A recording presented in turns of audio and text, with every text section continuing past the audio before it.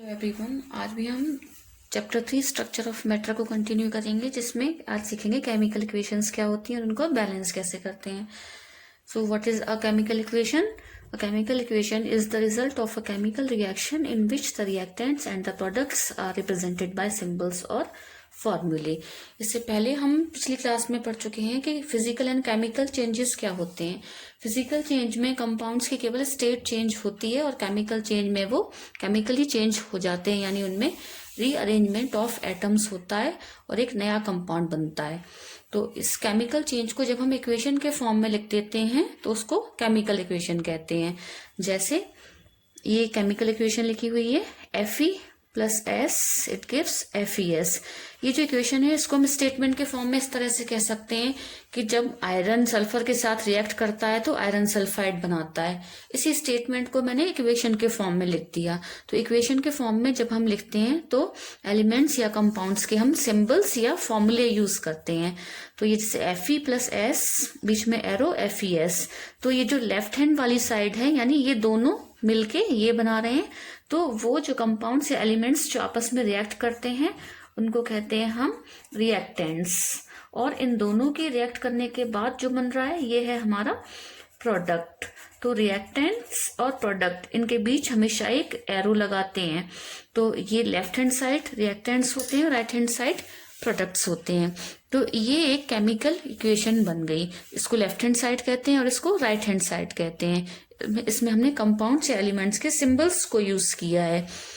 अब how to balance a chemical equation, एक chemical equation को हम बैलेंस कैसे कर सकते हैं?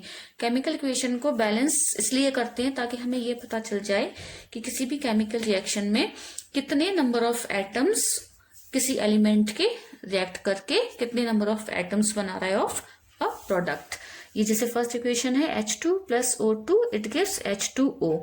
अगर हम रिएक्टेंट साइड पे देखें, रिएक्टेंट साइड कौन सी है? जो एरो के लेफ्ट में है, और प्रोडक्ट साइड जो राइट में है। ये दोनों मिलके प्रोडक्ट बना रहे हैं। यहाँ H यानी हाइड्रोजन के कितने एटम्स हैं? 2। यहाँ भी 2 एटम्स हैं। यहाँ ऑक्सीजन के 2 एटम्स हैं और यहाँ ऑक्सीजन का 1 एटम है। इक्वेशन को बैलेंस करने का ये मतलब होता है कि हमें लेफ्ट हैंड साइड और राइट हैंड साइड या रिएक्टेंट साइड या प्रोडक्ट साइड पे जितने भी डिफरेंट एलिमेंट्स हैं उनके नंबर ऑफ एटम्स को इक्वेट करना होता है, इक्वल बनाना होता है।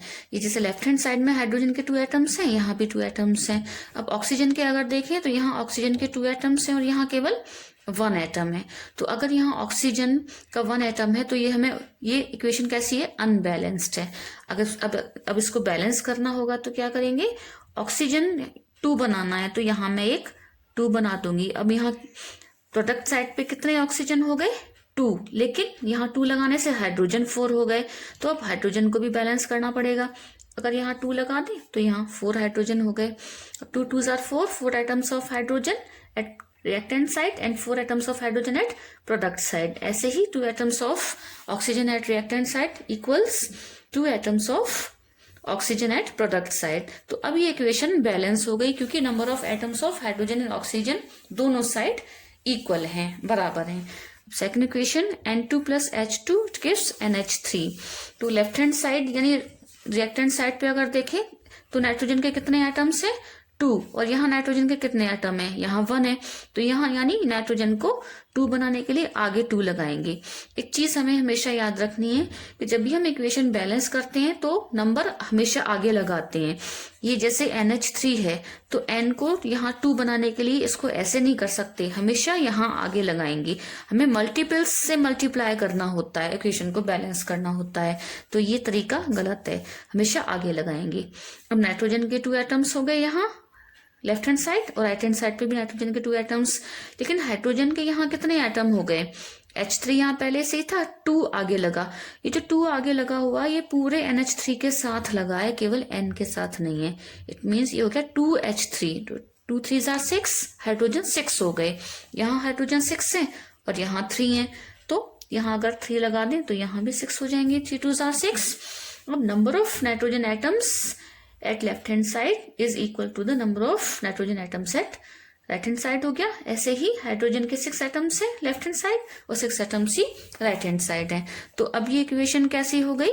बैलेंस्ड हो गई। तो इक्वेशन को इस इस केमिकल इक्वेशन को इस तरीके से बैलेंस करते हैं। Next equation Na plus H2O, it gives NaOH plus H2। अगर हम लेफ्ट हैंड साइड पे देखें तो सोडियम का 1 एटम है, यहाँ भी सोडियम का 1 एटम है, यहाँ हाइड्रोजन के 2 एटम्स हैं, यहाँ भी हाइड्रोजन के ये 2 + 1 3 एटम्स हैं। Total number of hydrogen atoms at product side कितने हैं? 2 ये और 1 ये 3 हो गए। इट मीन्स ये जो हाइड्रोजन है इसको भी हमें यहाँ 3 बनाना है। अब क्योंकि ये H2S को 3 तो बना नहीं सकते, ये 4 ही बनेगा, तो हम यहाँ क्या करें 2 लगा देते हैं। अब यहाँ हाइड्रोजन 2 हो गए, यहाँ 3 हो गए, तो यहाँ 2 लगा देंगे। तो अब हाइड्रोजन कितने हैं? 2 ये हाइड्रोजन 4 हो गए।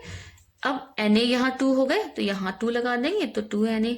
नंबर ऑफ सोडियम एटम्स यहाँ 2, यहाँ भी 2, हाइड्रोजन एटम्स यहाँ 4, यहाँ भी 4, ऑक्सीजन एटम्स यहाँ 2, यहाँ भी 2। अब ये इक्वेशन बैलेंस हो गई। तो इस तरीके से हम केमिकल इक्वेशंस को बैलेंस करते हैं। अभी कुछ और एग्जाम्पल देखते हैं।